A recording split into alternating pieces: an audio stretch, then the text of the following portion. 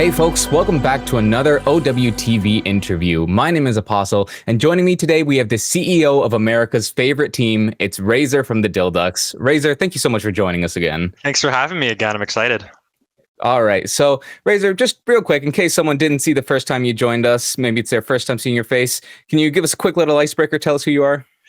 So I'm Reyzr. I'm a Canadian flex DPS, and I am currently playing for the Dhillducks and St. Clair College in collegiate. I've been playing Overwatch since the first beta, Overwatch 1, and I've been competing like in Tier 2 since like 2020. So I've been around for a while. And now I'm just goofing off with my friends, having a good time in OWCS. Yeah. And now on your Twitter bio, it lists you as the CEO of Dhillducks. Are you the official founder or... It's kind of like a stupid title I gave to myself because it made me laugh, which is usually what most of the things that happen at Dhillducks are because they make us laugh. But it's like our original founding guys are me, Baz, Redx, and then kind of Philly. But Philly kind of joined a little. We did like a one whole I think tournament thing without Philly, but then we got him. But he's like kind of one of our main whatever guys. But I'd say that core 4 or 5, and then insert hit scan player is like our kind of the moving piece. Yeah. Right. So then, as the unofficial elected head, that makes you the kind of perfect person to ask the hard-hitting questions. First thing we got to know, what's the Dhillducks official opinion on pineapple on pizza? Sometimes that shit hit, and I'm not gonna lie. It's me personally. Occasionally, I'm like, you know what? I kind of want a Hawaiian pizza, and you kind of crave Domino's Hawaiian pizza, maybe sometimes. Do you support it as Canadian representation? I don't want to bring Canadians hate, so no, I will not. Okay, but in general, you support it? I'm a fan sometimes. Like occasionally, I'll be like, "Ooh, that kind of sounds good," but I think I'm more of like a meat lovers or like a barbecue chicken kind of guy. All right, valid. There we go. So the Ducks are good omnivore citizens when it comes to pizza. All right, that's what we'd like to hear. Now, let's move on to the more important things here. Let's talk about that match that we had with the Dhillducks against GK this past weekend. Now, we know, thanks to a little listen in that the broadcast gave us, that you guys seem to have a bit of a goal here at the beginning of the match, which was to ruin Ultraviolet's fantasy score. How successful are you rating that mission? Not at all. I think I saw on Twitter they did like I don't know if it was some of like the official OWTV thing, but I think I saw a screenshot of like the highest scoring of the week, and Ultraviolet had like 75 points. I mean, it's hard to kill him. He's the best flex support probably like in NA, and I think arguably top 3 in the world, and we're like, that's just going to be our funny bit going into the match, and we killed him like 2 times on map 1. It's just like, we're playing against GK. Come on, we tried our best. Like, if you heard in the comms, we were actually like trying to 3-2-1. And Did you expect it to be easier? Like, were you kind of caught off guard by how hard it was? No, it was. So you knew you set the bar high from the beginning. Oh yeah, of course. There was no way we were getting that guy above like. If we were getting that guy above like 5 deaths, we were gonna win the map anyway at that point. So like getting him even like. If we were to all in him, trade him every single fight without getting traded ourselves before, like he lives with his crazy CDs because Wu Yang is overtuned as hell. If we got like 8, 5, 8, like within that range kills on him, we were going to be like actually playing the game and like winning the map anyway. So like 2 is awesome. Yeah. Now, after you guys kind of saw the wall in front of you when it came to killing Ultraviolet, it seemed like you guys swapped your game plans a little bit, maybe looking more for Lethal or other players in the team. Did that kind of mid-map adaptability help at all, or? No, sadly not. No. I think we called that with like 1 fight left, and we had like EMP, and then we just still went for Ultraviolet anyway, so I don't even know what the comm was. Yeah, it did sound like you guys were all having a great time, though. So would you agree that like it was still a positive experience throughout it? I mean, I think we always go in we probably have the most fun out of any team other than probably GK and us. I feel like they probably just have a good time. I feel like Lethal's probably doing the same thing he would do in like a OWCS Stage. He's just shooting training bots. So Yeah, I remember that in Lethal's interview, he did mention that he feels his team is playing for fantasy points more than anything else. So Yeah. Just dropped 75 on my head, Ultraviolet. yeah. Now, the other question I think people are wondering is, where's FrothyFilly? What's happened? We're seeing Karma's coming in off the flex DPS, stepping into the support role. So is he? We heard some rumors at the beginning of the season, or the stage, I should say, that he wasn't feeling too enthusiastic about the game. Is that kind of what's going on again, or? Yeah, I mean, he's also a full-time student and he has a job, so it's like going out of his way to show up to the matches is already something that is like, thank you, Philly, thanks for showing up. But like, we would definitely want him there for the games that we felt were more winnable. So that would be Extinction, Sakura, and Team Z, which we all still got 3-0'd by. So You made them close though. yeah, we made it. Yeah, there were some maps where if we had a scrim or two, I feel like we probably would have been a little closer. But no, he also has been having like some wrist issues, and he's been saving up his energy for a certain event that we've been planning that might be happening very soon. So he will be there for that one. So he's resting his wrists and he's getting his money up at work. Okay. He's in the time chamber. Yes, exactly. All right. Now, as we kind of get close to the end of the regular season here, how are you kind of feeling about the stage as a whole with the team? I feel like, okay, last stage I think it was 1-21 in maps. We took one map off of Supernova and now Team Z. This stage, our last game is Team Liquid, and I have a sneaking suspicion that it might be a little hard to get a map off them. So it might be looking like we're going to have a no map win stage. But overall, I think for most of us on the team, we feel like we're all better players, and like we all improved from last stage, even though we're like all playing for fun, despite the fact that we somehow did worse than only winning one map. I mean, we could win a map off of Liquid this weekend, but like, good possibilities there. Yeah. But I think overall, we just like, there's not a lot of like, we don't have that the urgency to perform, because we're just like we're the Dhillducks. We're gonna show up, have a good time, goof off. If we take a map, smiles, happy, let's go. But like, I don't think we're distraught about it. Right. And do you think that maybe it was a little harder for you guys because with stage 3 being the final stage of the year, everyone's kind of like really try-harding to get to the World Championship? Is that something that kind of you felt was affecting the kind of level of difficulty? I think so, but also like I think going into this stage, I think we felt like that the level of like teams to beat was easier, I guess. I don't know, because I felt like last stage Supernova, we played them in Face It Masters Grand Finals and we lost to them 4-1, which was like whatever. We still qualified and that's fine. And then I think was it still Sakura last stage? I think it was.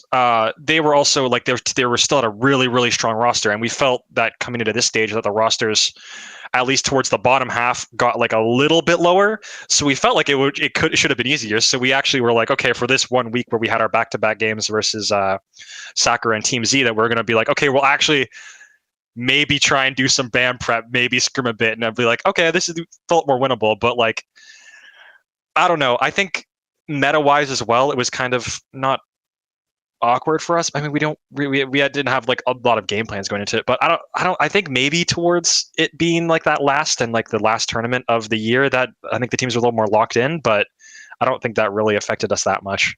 Right.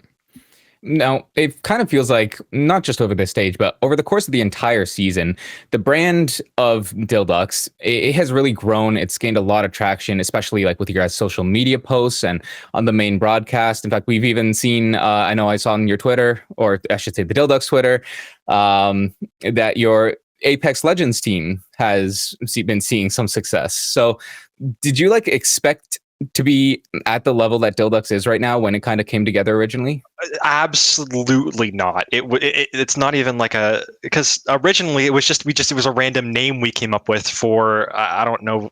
I think it might have been like a random like Face It weekly that they were doing like last year, like early last year. I think it gained the level it is now. Like if I went and opened up Twitter, it's been to the point where if I open it up, I've turned notifications off because it was literally just constant. Like I'll open it up, 12 more notifications, whatever. We went from like, I think the start of this stage we were at like 1,500. We're at like 3,300 now, which is crazy. And then we also have random teams like our Apex team who. The story behind us getting them was so funny because I think we went out for dinner the night before our nightmare game, and we just tweeted us with our beers at dinner, and the guy literally, one of the guys on the Apex team, just commented saying, "Can we be the Dhillducks?" And Nogfriend just reached out to him. They became the Dhillducks, and now they qualified for the LCQ for ALGS. Which, if they win that LCQ, they go to LAN in Japan, which is insane. So I mean, the fact that like we actually we have something like tangible, and I've tweeted as a joke on my main Twitter that like we accidentally made an esports org. So it's still like so insane to all of us, like day in and day out, of how like crazy Dhillducks has become. Right. Now, in particular, talking about this social media, you guys have like a very unique presence when it comes to social media. Like there's you guys, the best way I can put it is you have a very free approach to it. It kind of seems like you guys are just able to tweet out whatever you want, just whatever's on your minds. And we're even seeing like some other teams kind of like take notice of that. I know I saw Quick earlier today. They were tweeting saying like, choose a Dhillduck to delete or something like that. So how do you kind of feel about the way you guys are kind of making a name for yourself when it comes to just like your brand identity? I think it also is like a compound thing with us as a team. I feel like that kind of our identity wouldn't work as if like we were like an Extinction or like a Sakura. Like it just doesn't make sense for them to have like this really whimsical, funny, don't really care attitude on Twitter, compared to the Dhillducks, where what you see on Twitter and what we do in game is basically like the same thing, but like it's not like in game versus whatever, right? But also, the Twitter is just me tweeting whatever I think is funny at the time. And that's just kind of how it's not even like a brand. It's just been like, okay, I think something's funny. I'm going to respond to this. I'm going to do something like stupid, whatever. And it's funny to see how that's kind of just become like our social media image, I guess. Right. So in a way, you're almost one of the most successful social media managers in the Overwatch scene at the moment. How does that make you feel? Yeah, no, it's funny. I think I just Redix was telling me that I should get into social media managing instead of computer science now. So yeah. Now, as Dhillducks kind of continues to grow here, because obviously, like you've seen explosive growth here in the first year, and as long as you guys kind of continue to, stay involved with the brand, I'm sure we can expect to see that keep happening. Do you guys plan to like keep that kind of identity you have right now, or do you want to grow it into like more of like a professional org? See, that's like the thing. I wouldn't even want to. Like, I'm like professional to a point, I think, because like it would lose its kind of identity and it's like whatever. Like Dhillducks wouldn't be Dhillducks if we were professional. That's right. I think that's like the whole thing. But I think maybe gearing it towards more like we can kind of still keep that kind of identity, but like we wanted to do jerseys, and that's something we're still looking at doing. And that's something that normal esports orgs have, but it doesn't change the like Dhillducks as a whole, I guess. I don't think like becoming more professional is how or what we want to do, if that makes sense. So basically, like anyone who's becoming a fan right now, they can expect to be a fan for the long term. Yeah, I don't expect us to be any different. Even our Apex team. I think one of the guys tweeted a video right before the tournament that they won to qualify for the LCQ, and it's just him with a bunch of beers, and it's just some random guy we found in our Twitter comments. But like that kind of like identity and like having that whatever, I think is what makes Dhillducks, and keeping that the way it is what not only I want, but I think what all of us want. Right. Do you think that other teams are maybe like jealous of you guys and the fact that you can have like such a huge presence, despite the fact like I won't say without like winning any games, but the fact that you guys have like this huge fan base without necessarily needing to like, back it up with numbers or stuff, you guys can kind of just show up and be yourselves without any of the pressure of these bigger teams. Is that something that like people kind of envy of the Ducks? I'm not too sure if it's envy. I think I think you said, like you mentioned before, people are trying to more like, I guess, emulate it. Like even like Nightmare, like we did like a little like some random interaction with them, and they were tweeting more like not serious stuff or not professional stuff, but like more geared towards our kind of stuff. But I'm not sure if teams are really envious of that because they're more professional in the sense that they're an actual team. Like I wouldn't expect Extinction to be doing what we're doing on Twitter, Right. because they're way more of a team that's trying to win. Yeah. So they let you guys stay in your lane. Yeah. I guess that makes sense. Yeah. Okay. So I guess what I kind of want to ask to kind of like wrap up that topic in particular is if like the Dhillducks are able to like stay here and, you know, kind of keep on the trajectory we're seeing, what is like your next big goal for the Ducks as like we look at the stage kind of wrapping up? I think at least for next year, do you mean Ducks as our Overwatch team or more as like the brand? It can be both. Yeah, however you want to take it. I think for the Overwatch team is like we'll try next year and come back and do the same thing, because I think that if we just are back at OWCS next year doing the same thing, that would be funny to me. You know, like I could care about winning a map or winning a series. Like I'm past that, and everyone else is still down to do it. But like the Ducks as a brand, I think we're still kind of up in the air. That it's like the feeling that we actually have something and we don't want to mess it up, and that it can actually be something big or crazy is like kind of what we're wrestling with, I guess. Right. Now, I do want to look at your more immediate future real quick, which is next week's match against Team Liquid. You've already said that it might be a little bit hard to kind of take a map, right? But is there anything that like we can expect to see from you guys? Is there anything that you might be expecting to see from Liquid?